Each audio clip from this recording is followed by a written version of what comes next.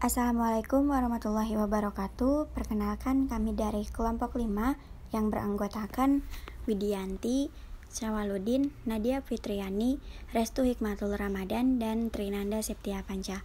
Pada kali ini, kami akan memaparkan hasil diskusi kami, yaitu mengenai agen infeksius pada jamur. Pembahasan pertama mengenai definisi jamur. Jadi, kata jamur ini berasal dari bahasa Latin yaitu fungi. Jamur merupakan suatu mikroorganisme yang bersifat eukariotik serta heterotrofik. Eukariotik adalah sel-sel jamur memiliki inti sel yang terbungkus oleh membran inti, sedangkan heterotrofik yaitu jamur tidak dapat membuat makanan sendiri melalui fotosintesis karena jamur tidak memiliki klorofil seperti tumbuhan yang lain. Sebagai makhluk heterotrofik, jamur memiliki 3 sifat. Yang pertama ada parasit obligat, merupakan sifat jamur yang hanya bisa hidup pada inangnya, sedangkan jika di luar inangnya tidak dapat hidup. Misalnya seperti jamur pneumonia carini, merupakan jamur yang hanya dapat hidup pada inangnya. Jenis jamur ini menyebabkan infeksi pada paru-paru yang dapat mengakibatkan peradangan sehingga mengganggu fungsi normal paru. Yang kedua ada parasit fakultatif, yaitu jamur yang bersifat parasit jika mendapat inang yang sesuai, tetapi bersifat saprofit jika tidak mendapatkan inang yang cocok. Contohnya seperti kutu. Mereka memiliki kemampuan untuk hidup dengan baik sebagai organisme bebas yang tidak bergantung pada inang. Nah, yang ketiga yaitu saprofit, merupakan jamur pelapuk dan pengubah susunan zat organik yang mati. Jadi jamur saprofit ini tetap menyerap makanannya dari organisme yang telah mati, seperti kayu atau buah yang jatuh. Pembahasan selanjutnya mengenai struktur jamur. Pada dasarnya, struktur tubuh fungi ini terbentuk dari komponen yang disebut hifa. Hifa yang strukturnya menyerupai benang halus yang tersusun dari dinding berbentuk pipa. Dinding ini menyelubungi membran plasma dan sitoplasma. Hifa yang mengandung organel eukariotik.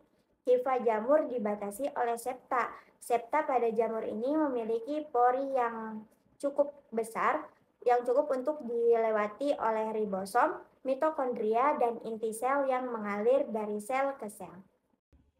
Selanjutnya ada karakteristik agen infeksi jamur yang terbagi menjadi 3. Yang pertama ada kelompok fungsi tergolong menjadi uniseluler dan multiseluler. Dan yang kedua ada bersifat saprofit atau mutualisme maupun parasitisme. Dan yang ketiga dapat bereproduksi secara seksual dan aseksual. Cara reproduksi jamur terdiri atas 2 kategori. Yang pertama yaitu secara generatif, yaitu reproduksi seksual dimulai dari penyatuan hifa fungi yang bersifat haploid. Ketika hifa yang berbeda saling bertemu, terjadi fusi membentuk plasmogami. Uji kompatibilitas pada fungi berfungsi mencegah hifa saling berfusi dengan hifa dari miselium yang sama dengan meningkatkan variasi genetik. Plasmogami yang terbentuk merupakan penyatuan sitoplasma dari 2 miselium yang berbeda. Ketika terjadi plasmogami, umumnya nukleus dari masing-masing hifa sebelumnya tidak langsung berfusi, sehingga miselium tersebut disebut miselium heterokarion, yang terdiri dari 2 atau lebih nukleus yang berbeda. Proses selanjutnya yaitu peleburan nukleus-nukleus yang berbeda, membentuk miselium diploid, disebut kariogami. Kariogami menghasilkan zigot dan berkembang ke tahap meiosis, membentuk sel haploid, sehingga menghasilkan pembentukan spora sebagai bibit baru penyebaran fungi. Vegetatif aseksual. Pada jamur yang uniseluler, reproduksi vegetatif dilakukan dengan pembentukan tunas yang akan tumbuh menjadi individu baru. Pada jamur yang multiseluler dilakukan dengan cara fragmentasi hifa dan pembentukan spora vegetatif. Fragmentasi hifa atau pemutusan hifa, potongan hifa yang putus tumbuh menjadi individu baru. pembentukan spora vegetatif yang berupa spora ngiospora dan konidiospora. Jamur yang telah dewasa menghasilkan spongiofor atau tangkai kotak spora. Pada ujung sporangiofor terdapat sporangium atau kotak spora. Di dalam kotak spora, pembelahan sel dilakukan secara mitosis dan menghasilkan banyak sporangiospora dengan kromosom yang haploid. Adapun jamur jenis lain menghasilkan konidiofor atau tangkai konidia. Pada ujung konidiofor terdapat konidium atau kotak konidiospora. Di dalam konidium terjadi pembelahan sel secara mitosis yang menghasilkan banyak konidiospora dengan kromosom yang haploid. Baik sporangiospora maupun konidiospora bila jatuh di tempat yang sesuai akan tumbuh menjadi hifa baru yang haploid. Proses transmisi agen infeksius jamur.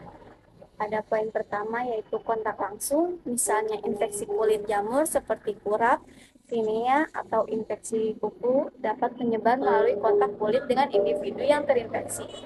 Poin kedua itu ada kontak dengan benda yang terkontaminasi. Infeksi jamur dapat ditularkan melalui kontak dengan bahan-bahan terkontaminasi seperti handuk, pakaian, alas kaki, atau peralatan mandi yang digunakan bersama dengan individu yang terinfeksi. Poin ketiga, ada kontaminasi lingkungan, misalnya spora jamur tertentu dapat ditemukan di tanah, air, atau benda di sekitar kita. Jika seseorang terpapar dengan lingkungan yang terkontaminasi ini mereka bisa terinfeksi. Poin keempat itu ada udara. Ketika individu yang terinfeksi batuk bersin, mereka dapat mengeluarkan partikel udara yang mengandung spora jamur yang dapat dihirup oleh individu lain dan menyebabkan infeksi saluran pernapasan atau infeksi sistemik tergantung pada jenis jamurnya. Sekian dari kami. Wassalamualaikum warahmatullahi wabarakatuh.